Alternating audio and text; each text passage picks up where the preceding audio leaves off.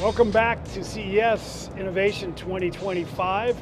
I'm Lawrence Ford. We're here with Human Security for All, the United Nations, the World Academy of Art and Sciences, and of course Conscious Capital Foundation. But none of that really matters right now because I'm here with my very dear friend Ketan Patel of Force for Good and also Pacific Capital. And what in Greater Pacific Capital is something exciting that you're doing today that we can tell people about? I think the exciting thing we're doing at Greater Pacific Capital is we're in difficult markets trying to find opportunity which will impact ordinary people who are generally poor. Yes. And sometimes that's electric vehicles, sometimes it's financing. For example, one of our investments, we do microfinance where we're giving loans to poor women.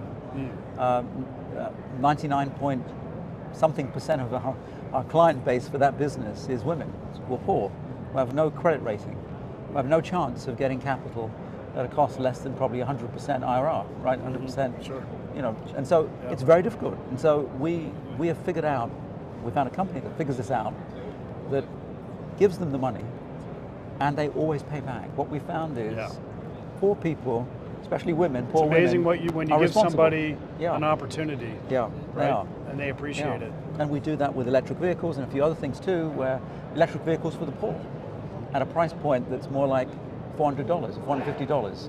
So a poor person can have mobility. Fabulous. So we're learning how to apply capital, find that return, and it's difficult to find a return in these countries sometimes. Yes. But find that return and make an impact. What we added post us meeting at the UN was we added a whole tranche of reporting, which is what impact are they making to the ordinary person on the street. To measure that, take it seriously and report it back. Right. And to that we add more projects that they can do that makes an impact. And what we found is, sometimes in certain countries people think it's a luxury to do good as well as make money. Well, in a poor country, you're serving the poor. It's a poor country. So you have no choice but to serve the poor.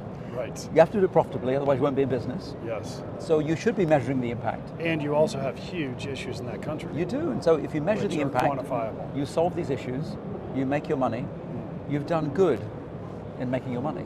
And so we're pushing that as the right way to do it. Nice. And I think that raises people's awareness and consciousness of who they are and why they're there. That's a good segue because this is a subject. Yeah. My vision, it'd be fun to do this live and talk about consciousness.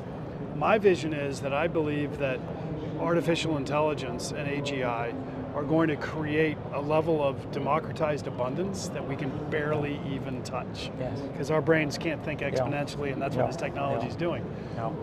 Yeah, I think we're in an exciting time. As exciting as I imagine a lot of European countries felt post the Industrial Revolution, thinking we've now got the tools to explore the whole planet. It was that time of innovation, discovery, and so on. Yeah. I think we're at that similar time now. We're about to launch a range of technologies. We identify 19, but AI is at the pinnacle of some of those that can actually make one of the biggest shifts to the planet in so many ways. Now, clearly, there's a dark side to it, which is, it's potentially another intelligence, which is a rival intelligence to human intelligence on the planet. And so there's a reason to be concerned about that. And one scenario is it's another consciousness. I would say this about your consciousness question, which is too many people in the world, of course, are not at the full state of awareness and consciousness, ourselves included, I'm sure, that we could be, our potential. Wouldn't it be good to have an aid that is intelligent, conscious, has absorbed every piece of information the planet has ever created on consciousness? Every great teacher, spiritual leader on the planet absorbed all of it, knows you perfectly because it serves you at work, at home, it books your tickets to go to the theater, it books your restaurants. It deals with everything in your life as a tool, but it also has access to this repository of knowledge. And it figures out for you the program to enlighten you, to make you fully conscious and aware. I think we're also on the brink of that era at the same time as the dark era. Yes.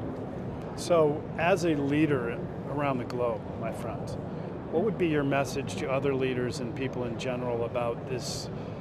How do we navigate? Our report gives a navigation path. it says, we're here. On the other side of the transition, the world looks like this. And so this is the time when actually we need to agree how we hold hands, work together, have a common agenda. Nice. Yeah. Thank you. Always such a pleasure, my dear friend. My pleasure. Thank you, my friend. Yeah, thank you Good for to the great see you. work you do. Very good to see you. And look it up, it is. Forcegood.org. Thank you. Thank you. Thank you.